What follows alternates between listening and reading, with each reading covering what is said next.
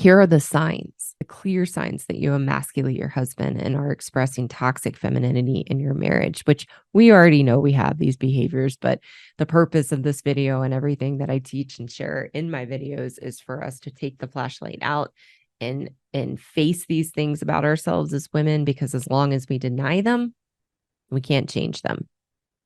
The number one way that we express toxic femininity in a marriage and emasculate our husbands is withholding sex. Sex is what a man needs in a relationship to make him feel that he's wanted, that he's needed, that he is important. It doesn't take that long. It's real simple. I'll do another video on that another time. And when we withhold that from them, it strips them and destroys their sense of being a man. So that's the number one way that we emasculate in our marriages. Another big one, I'd say second to withholding sex, is withholding fun. I don't know what happens to us as women when we get married. I experienced it too, but it's like the spontaneous, fun-loving girl that my husband met disappeared. And all of a sudden, pardon my language, I had a big stick up my butt. And I was the fun police, and anything fun was like irresponsible and not something that I wanted to share or be doing with my husband. And he's left wondering, what happened to the girl that I met who liked to have fun and go out and be spontaneous and was lighthearted? Well, unfortunately, that's the facade that we wear to get the man. And then as soon as we get the man and we get married, we drop that facade. And it's incredibly emasculating to our husbands. Another way that we emasculate men and express toxic femininity is withholding affection and approval.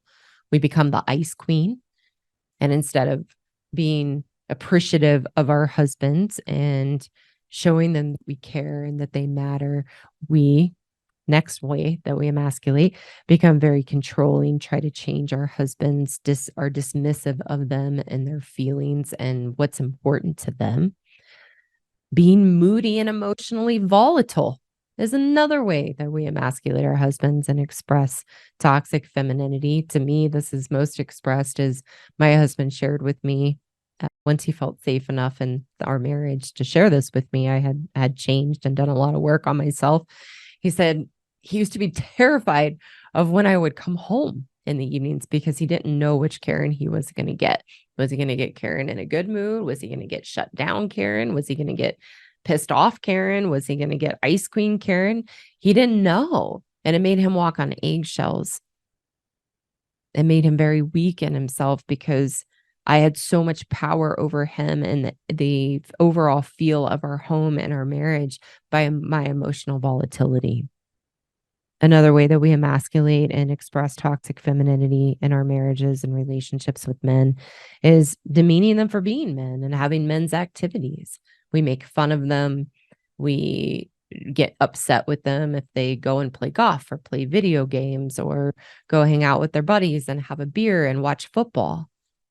And we want them to give all of that up, which is part of what they enjoy as men. But we demean men for their activities and the things that they enjoy.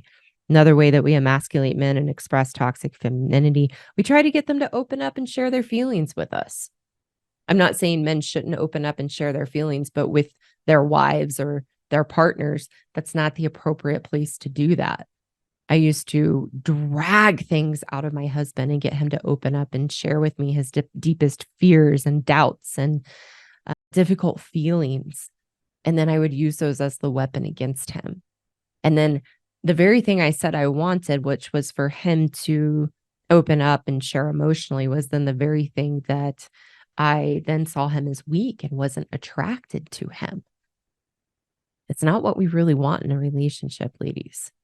We want the knight in shining armor. We want a man who's able to shoulder his burdens and be our hero. Another way that we emasculate and express toxic femininity in marriage is mothering our husbands and treating them like children, and that they aren't grown men who are capable of looking out for themselves and making choices for themselves. Another way that we emasculate our husbands and men and express toxic femininity, we treat them like they don't have feelings or emotions.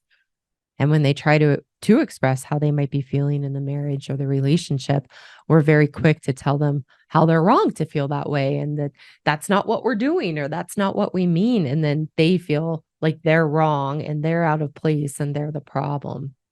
And that's the very purpose of emasculation, is to make them weak, to make them doubt their sense of who they are as a man. And it is the number one destroyer of marriages and relationships between women and men.